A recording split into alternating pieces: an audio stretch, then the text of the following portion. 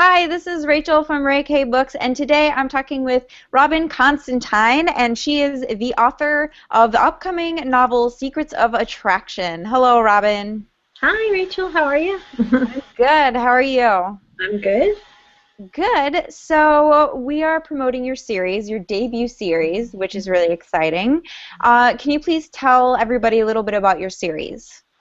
Well, the first book, The Promise of Amazing, came out in January of 2014, and it's a dual POV, male-female, and it's the story of Ren and Grayson, who Ren meets Grayson in a rather unconventional way. She saves his life, and they kind of strike up a friendship, and which blossoms into something more. And just when it's getting really good, his past kind of comes back to haunt him. So, and she kind of saves him again.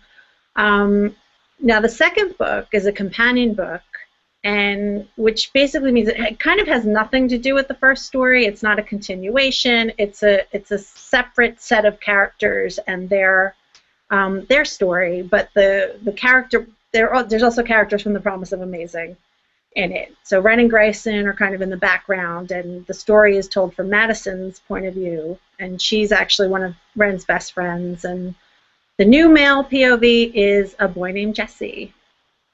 Very nice. So, dual point of view. I love those books. I love getting the man and the woman, I guess girl and boys point of view. So I'm really happy that that's the type of book. So since it's both genders, which one was easier to write? Um, I I don't know. I think girl was definitely easier because I am a girl. Boy was challenging, but it was also kind of fun and liberating in a cool way. It was, you know, I think it's just a way kind of boys talk to each other is a little different than girls might, and just some of their concerns and things. But it was, I guess, girl was probably easier, and boy was more fun, if that makes sense. No, that's great. So, can you please tell us a little bit about your main characters? We'll talk about the first part of the book, or the first book, and then we'll go on to the second. So, what makes those characters so special? Like, why are they, different from all the other characters in every other book? Well, I love Ren. Ren, I think, reminds me a lot of myself in high school. Just how she deals with things and things like that. Grayson was actually one of the first kind of bad boy characters that I personally had ever written.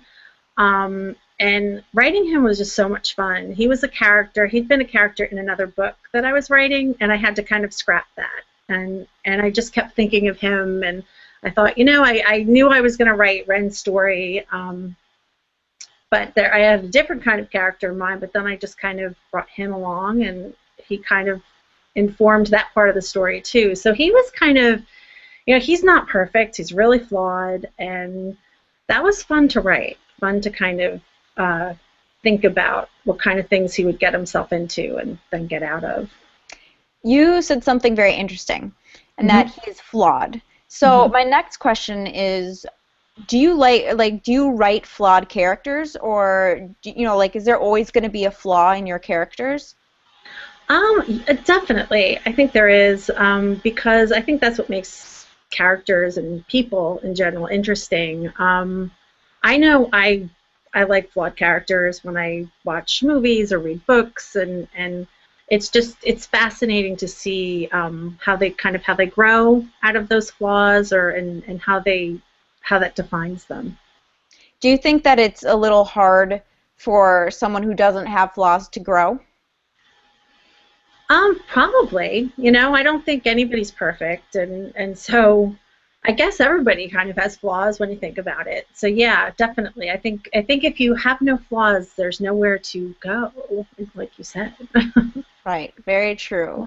So, tell me a little bit about the chemistry between those two characters. Why do they have chemistry? What kind of brings them together? Well, I think Ren is quiet and kind of maybe passive as the book begins, and Grayson is really the opposite of that. He kind of is one of those people who says what he thinks and does what he wants, and I think that's sort of attractive to her, to kind of see someone just be able to be themselves without being so worried about what other people are going to say. And I think as far as why he's attracted to her is kind of the opposite, that he maybe needs a little bit of kind of a calm and peaceful sort of a presence in his life. And I think that's why they're a great match. That's how I feel their chemistry works best. And you said he's kind of a bad boy. So can Mm-hmm. you explain that a little bit? Like what makes him have that edge? Well, he's a little, well, I mean, he comes from his parents are divorced, and that sort of shapes him more than I think he's even aware of. So he does some kind of stupid things, gets involved with, probably, doesn't have the best, how can I put this? He's in a lot of relationships, but he's not giving them the, kind of the seriousness that maybe he should. He also gets involved in some kind of shady things with his friends, and they don't really look at it that way. They kind of look at it more as a way to pass the time, but it's bad. They're involved in some crimes and stuff, and so when we meet him, he is already kind of pulled away from that. In the story, he gets just expelled from school, and before actually the story even begins, that's where we meet him, and he's sort of kind of deciding what way he's going to go. Is he going to go back to the way he was with his friends, or is he going to go forward? And I think he sees in Ren also someone who can help him become the best person that he can be. So, okay, you kind of gave a little bit of a background. And my next question has to kind of do with, there seems to be a message in your Mm-hmm. novel. Is there a type of message in there? I think it's very subtle, the message, because I think a lot of it, I mean, even though there's dark things in the book, it was written to kind of be a little funny and lighthearted as well. So the message for me is really not to let your past define you, and that's for both characters. Ren, being quiet doesn't always have to, you don't have to be that quiet in the future, or you don't have to let who you are define, how you interact or what you do, or even where you come from. And the same as Grayson. I mean, he has done some not so nice things, but that doesn't mean he can't change and go on. And so I think they do kind of change by the end of the book. So, since this is your debut novel, you're brand new, welcome to being a published author. So when the publisher said, "Hey, we want to publish your book," what did you celebrate with, or what was your reaction? Oh, wow. It was right around Christmas that this was happening, so I was like busy Christmas shopping, and so I would get these kind of emails and from my agent saying, "Oh, Walter and Bray is really interested," and so I was real stressed out as it was going on, but overall I was just like really excited. It's a dream come true. It's something that I worked really hard for. And so to hear those words and then to work with an editor who cared so much about the characters as I did was great. Yeah, so it's been fantastic. As for celebrating, I'm not sure I've stopped celebrating. So has being published right now changed your life in any way? It sort of, not my day-to-day life in a way. I still have to get the mail and make dinner and walk the dog and stuff like that. But it's definitely, I've met so many people that I wouldn't have met if this had happened, and it's just being a part of the young adult community is really it's so much fun, and there's just some great people and authors and bloggers, and it's really, I really enjoy it. So that my my life online has kind of changed, and definitely, I mean, writing wise, before I was published, there might have been a day or so I'd be like, well, maybe I can go, kick off and go here or something. But when I'm on deadline, it's, you really have to. I can't go to Target or anything. I have to stay home. Right. Right. Yeah. Okay. Well, you're busy writing, but I assume you also read. So what are you reading right now? Right now, I am reading a book called Damsel Distressed by Kelsey Mackey. And it just came out, I think, last week or this weekend. And she's another 1-4. She's a debut author. It's her debut book, and it's really good. It's like Awesome. I'm glad you're liking it. All right. So my next question is, I know you're very new at writing, but still, I think you'll have an opinion on this. Okay. What is a genre that you will never write in, and what's a genre you want to write in next? What I would probably never write fantasy. I admire people who do it. It's the world building is just amazing, But that's something that I don't think I would be real excellent at. I would love to write a paranormal. I'd love to write a paranormal book someday, But I love what I do too, which is contemporary romance. So that's kind of where my heart is. So it's kind of, well, paranormal, you mean like an urban fantasy? So like paranormal in a world that's like ours? Yes, yeah. Yeah, that's Yeah. really interesting. Yeah, that would be fun, I think. So are you team werewolf or vampire? I think I'm team vampire, mostly. Yeah. All right, so which one, okay, I hope I remember all of them. So when it comes to paranormal, there are a lot of characters, or a lot of different species, should I say? I don't know if that's, I don't know. Anyway, so which one would you like to date? Angel, demon, vampire, werewolf, or zombie? I'm gonna pick vampire again. Yes, I think because they're night owls, and I guess so am I. Most of the time, I don't know. No, now they can go out with daylight rings and stuff like that. So there's all new rules. Yes, well, now you can create your own rules. So I'm really excited to check out your vampire book. All right, so now we're going to be playing a game called Would You Rather. Okay. And for those of you who don't know what Would You Rather is, I would ask Robin a question such as, would you rather live in the world of Hunger Games or Divergent? And then she would have to say either Hunger Games or Divergent. Okay. So when I was talking to you before, I actually forgot to pre-ask you questions. Okay.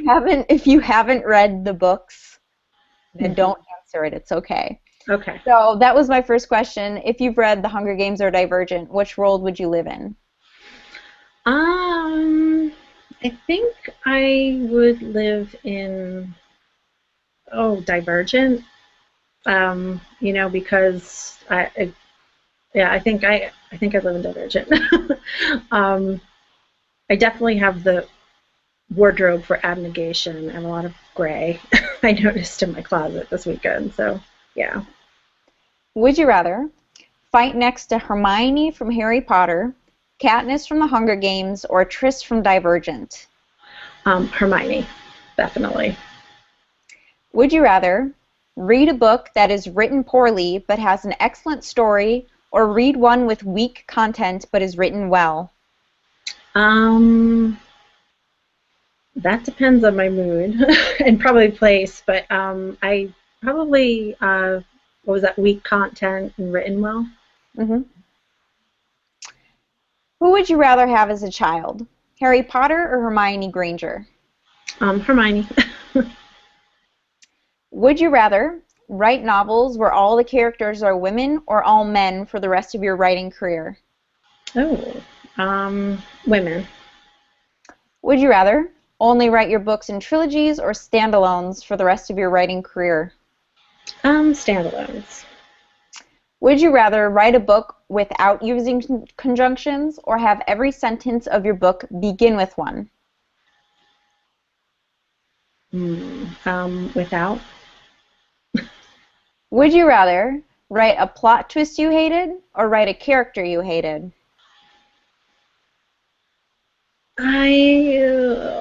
Plot twist, I guess. Would you rather a super successful movie be made from one of your books or a long-lasting television series?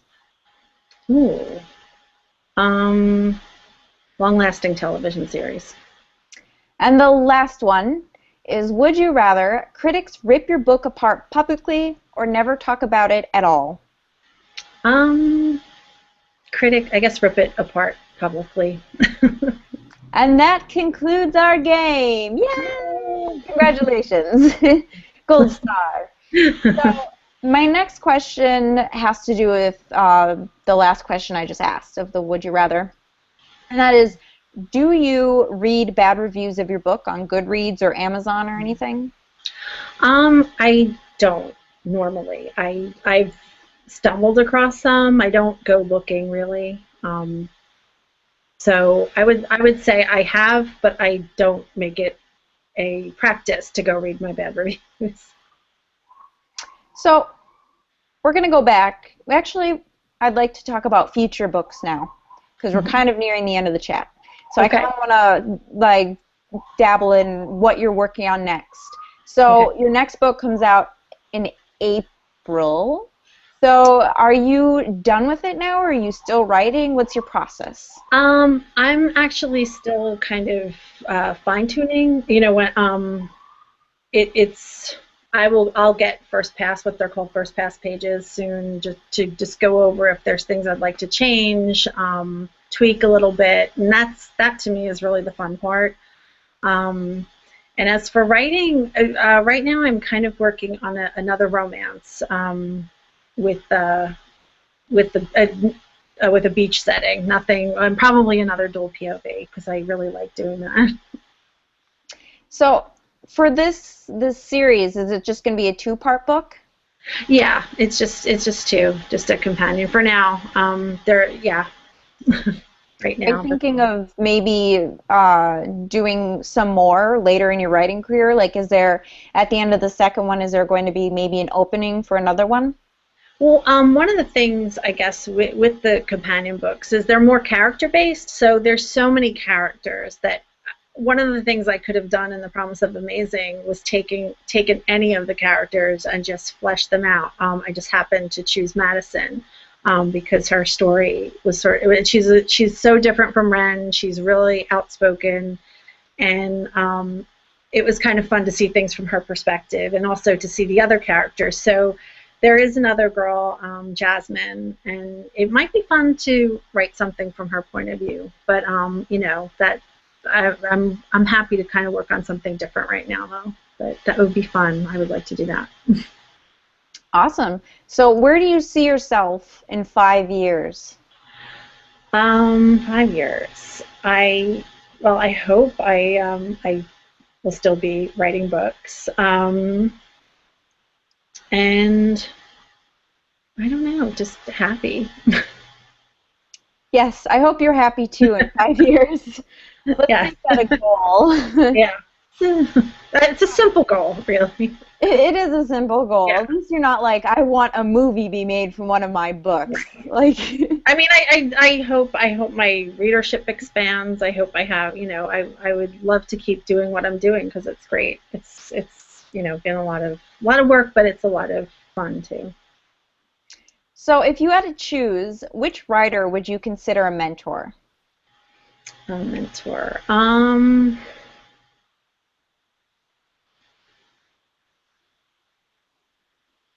not sure. As far as I don't know. I don't know. This is a good question. I ask the best questions here. Yeah, and it's tough. I'm like, I wish I had some time for this. One of the things that I have done, there's actually a in New Jersey where I was from, there's a great conference called Rutgers One-on-One, and they actually pair you with an author. And one of the authors I was paired with one year was Megan McCafferty, and she was awesome. And I just think she's really smart in what she's doing with her career, and how she's writing middle grade now with the same character that's in her books later on. So she's really kind of building her readership, and they're really just fun books. So I loved being paired up with her and just being able to kind of talk to her and get some career tips and stuff like that. What were some career tips, if you'd like to share? Definitely to, as I said, she's really smart, so it was definitely keep an eye, as you're writing, but what would be a good way to market this, and who's your audience, and if there's any way you could kind of find a way to do crossover, that would be kind of a good thing to do too. And so wait, what books did she write? I'm sorry. She wrote the Jessica Darling books. The first one is Sloppy Firsts. I have to say I don't know each of their names off the top of my head. I'm kind of blank right now. But there's a series of 4, and she just started writing. The second book just came out of the Jessica Darling It List, it's called, and those are middle grade. And I have a daughter who's actually reading those right now. So. Oh, that's so awesome. Did the author maybe talk to her, or no? It's been years since I ran into her at a book thing recently, but not for a while. So no. But that's still really awesome that she's reading the book, and you're like, I know her. Yeah, I talked to her. Yes. All right, so the last question I would like to ask, and then we're going to have to talk about the giveaway. Okay. The last question is, how do you get through the dreaded writer's block? Mm-hmm.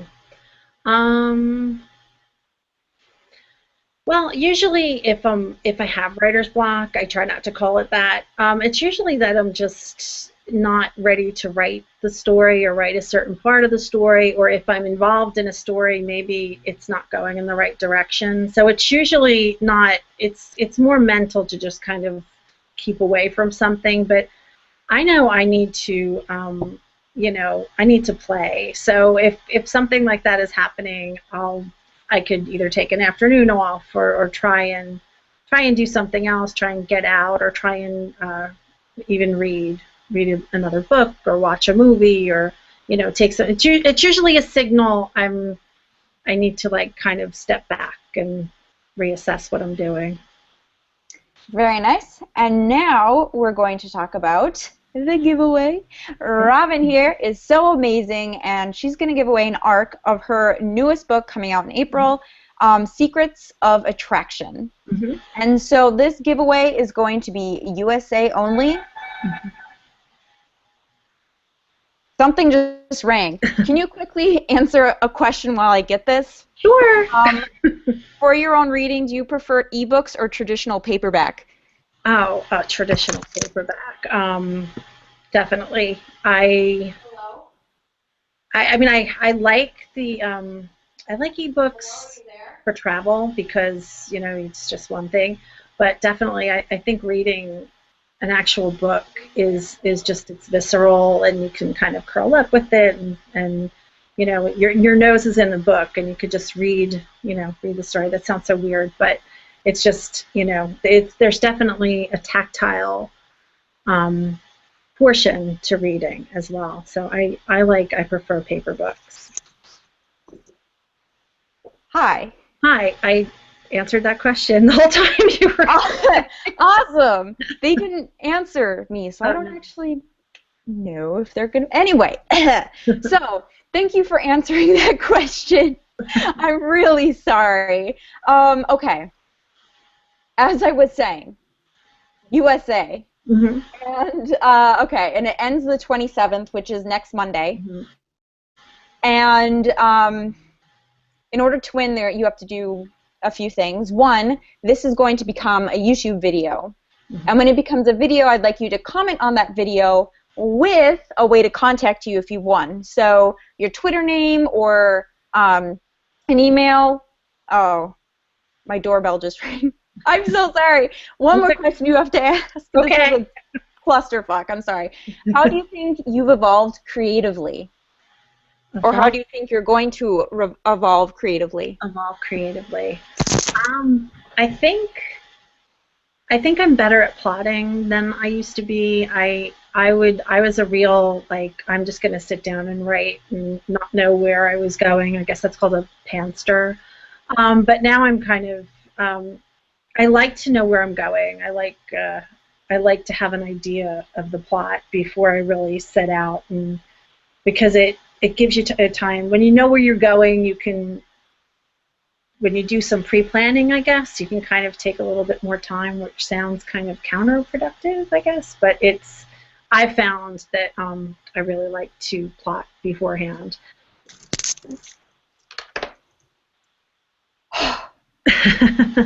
Okay. Sorry, I'm a little breath. Here's a big package. Okay. So thank you for answering that question. Mm-hmm. It was a wonderful answer, I bet. I bet it was just like, it was poetry. Okay. No more running around, I promise. Okay. Okay, so in order to win, as I said, you have to comment with a way to contact you, because YouTube, the messages don't work, the messaging system. Mm-hmm. So any other way.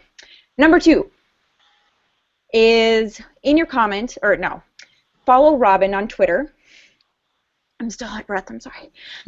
Follow Robin on Twitter and comment with your username if you follow her, so I can verify the entry. And then that will be extra points. But you don't have to, because not everybody has a Twitter. But if you do, you get those points. And okay, I think that's it. Thank you so much, Robin. I had a wonderful time. Yeah, and I hope to do this again with you. And good luck with your release. That's really exciting. Thank you. All right, bye. Bye.